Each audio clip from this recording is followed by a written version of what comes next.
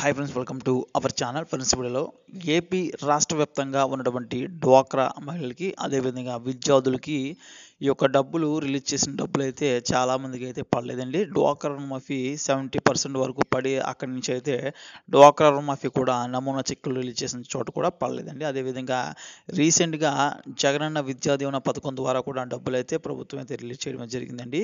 ఇందులో first year వారు ఎవరైతే ఉంటారో అలాంటి వాళ్ళందరికీ కూడా డబ్బులు రావాల్సి అయితే ఉంది. వాళ్ళకు కూడా చాలామందికి అయితే డబ్బులు అయితే రాలేదండి. ఆల్రెడీ మనకి పథకాలు అయితే రిలీజ్ చేసి ఉన్నాయి కాబట్టి అమౌంట్ అనేది క్రియేట్ చేయగానే అందరికీ కూడా డిస్ట్రిబ్యూట్ చేయడం అనేది జరుగుతుందండి. ఎందుకంటే ఇందులో ఎలక్షన్ కూడా ఉన్న ఇటువంటి డబ్బులు రిలీజ్ చేసేదానికైతే ఇటువంటి ఆటంకం అయితే ఉండదండి. ఎందుకంటే ఆల్రెడీ డబ్బులు అమౌంట్ అనేది ఒక డిపార్ట్మెంట్కి అనేది ట్రాన్స్ఫర్ చేయడం అనేది జరుగుతుంది. అక్కడి నుంచి మళ్ళీ వారైతే డబ్బులు డైరెక్ట్ అమౌంట్ ఉంటే కనుక డైరెక్ట్ రిలీజ్ చేసేయడం జరుగుతుంది. మళ్ళీ వాళ్ళ అకౌంట్లోకి అయితే ఎవరైతే లబ్ధిదారులు ఉంటారో వారి అకౌంట్లోకి అయితే పడిపోవడం జరుగుతుందండి.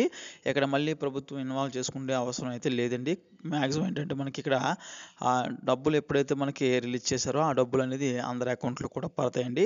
అయితే ప్రభుత్వం రీసెంట్గా 4,000 కోట్లు అయితే అప్పు చేసినట్లయితే తెలుస్తుందండి. అయితే ఈ యొక్క డబ్బులు కనుక ఈ యొక్క పథకాలకు సంబంధించి కనుక ఇస్తే కనుక ఎవరైతే లబ్ధిదారులు ఉన్నారో పథకాల కోసం వెయిట్ చేస్తున్నారో అందరికీ కూడా ఈ డబ్బులు అయితే క్రియేట్ అయితే అవ్వడం జరుగుతుందండి.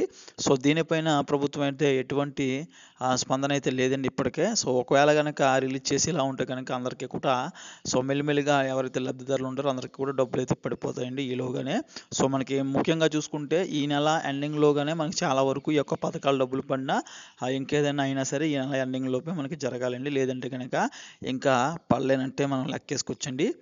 ముఖ్యంగా విద్యా దీవెన, డ్వాక్రా రుణమాఫీ, చేయూత, ఈబీసీ నేస్తం పథకం, బైనాన్షియల్ శాంక్షన్ కింద రిలీజ్ చేయాల్సిన పథకాలు ఏవైతే ఉన్నాయో పెండింగ్ పథకాలు ఇవన్నీ కూడా రావాల్సి అయితే ఉందండి.